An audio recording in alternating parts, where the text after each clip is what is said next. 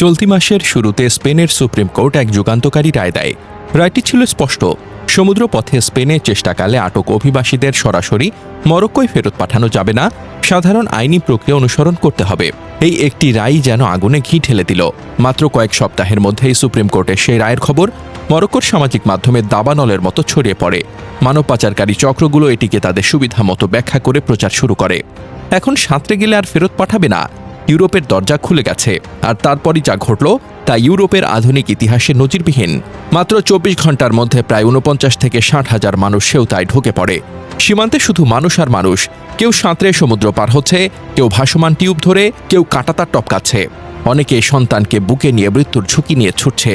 আর সবচেয়ে অবাক করা দৃশ্য, কেউ কেউ সাইকেল পর্যন্ত সঙ্গে নিয়ে এসেছে সাগর পথে। চিন্তা করা যায়, সমুদ্র পাড়ি দিয়ে সাইকেল নিয়ে ইউরোপে ঢোকার চেষ্টা। সেউতা আফ্রিকার মহাদেশ, ঠিক মরক্কোর গা ঘেঁষে অবস্থিত একটি ছোট শহর। কিন্তু অবাক করা বিষয় হলো, এই শহরটি মরক্কো নয়, এটি স্পেনের অংশ। অর্থাৎ আফ্রিকার মাটিতে দাঁড়িয়ে আপনি ইউরোপীয় ইউনিয়নের একটি অঞ্চলে চলে আসেন। এ কারণেই সেউতাকে বলা হয় ইউরোপের দরজা। মরক্কো থেকে কয়েক কিলোমিটার পথ পেরোলেই স্পেনের ভূখণ্ড। তাই আফ্রিকা থেকে যারা ইউরোপে নতুন জীবন গড়ার স্বপ্ন দেখেন, তাদের কাছে সেউতা সবচেয়ে সহজ প্রবেশপথগুলোর একটি। একবার কেউ সেউতায় ঢুকে পড়লে তিনি আর শুধু আফ্রিকায় থাকেন না, তিনি স্পেনের ভূখণ্ডে প্রবেশ করেন। এরপর আশ্রয়ের আবেদন, আইনি প্রক্রিয়া বা বিভিন্ন পরিস্থিতিতে স্পেনের মূল ভূখণ্ডে যাওয়ার সুযোগ তৈরি হতে পারে। ঠিক এ কারণেই বছরের পর বছর ধরে হাজার হাজার মানুষ জীবন বাজি রেখে সাঁতরে, কাঁটাতার টপকে কিংবা নানাভাবে সেউতায় প্রবেশের চেষ্টা করেন। সেউতার জনসংখ্যা মাত্র ৮৩ থেকে ৮৫ হাজার। একদিনেই শহরে অর্ধেকের বেশি মানুষ অতিরিক্ত হয়ে গেল। কিন্তু সবচেয়ে বড় ধাক্কা লেগেছে ইউরোপের রাজনীতিতে। স্পেনের প্রধানমন্ত্রী পেদ্রো সানচেজ নিজে সেউতায় গিয়ে বলেন, এটা মানব পাচারকারী মাফিয়াদের কাজ। তারা আদালতের রায়কে বিকৃত করে প্রচার করেছে। এটা স্পেনের আঞ্চলিক অখণ্ডতার লঙ্ঘন। ইতালির প্রধানমন্ত্রী জর্জিয়া মেলোনি আরও কঠোর ভাষায় প্রতিক্রিয়া জানান।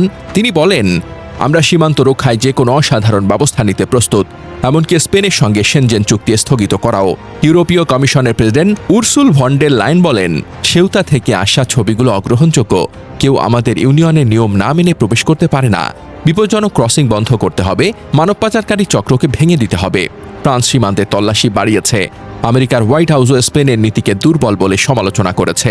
উত্তর আফ্রিকা উপকূলে সেউতা জিব্রাল্টার প্রণালী দিয়ে স্পেনের মূল ভূখণ্ড থেকে বিচ্ছিন্ন। ইউরোপে প্রবেশ করতে চাওয়া অভিবাসীরা দীর্ঘদিন ধরেই অন্যতম প্রধান পথ হিসেবে একে ব্যবহার করেছে। গ্রীষ্মে সোশ্যাল মিডিয়ার বিভিন্ন গ্রুপের মাধ্যমে সংগঠিত হয়ে সেউতায় প্রবেশের বড় ধরনের চেষ্টা চালানো হয়ে থাকে। মরক্কো দীর্ঘদিন ধরে সেউতা ও মেলিলিয়াকে নিজেদের বলে দাবি জানিয়ে আসছে। এ ছিটমহল দুটি আফ্রিকার সঙ্গে ইউরোপীয় ইউনিয়নের একমাত্র স্থল সীমান্ত, যা প্রায় দুদেশের কূটনৈতিক উত্তেজনার কারণ হয়ে দাঁড়ায়। একটি আদালতের রায়, একটি ভুল ব্যাখ্যা, আর তারপর ২৪ ঘন্টায় প্রায় ৫০ হাজার মানুষের ঢল। এখন প্রশ্ন উঠছে সারা ইউরোপে, আদালতের রায় কি সবসময় মানবিক হয়, নাকি কখনো কখনো তা সীমান্তের নিয়ন্ত্রণকে দুর্বল করে দেয়? একটি রায় কিভাবে হাজার হাজার মানুষকে মৃত্যুর ঝুঁকি নিতে বাধ্য করতে পারে? সেউতার এই ঘটনা শুধু স্পেনের নয়, পুরো ইউরোপের অভিবাসন নীতির জন্য এক বড় সতর্কবার্তা হয়ে থাকবে।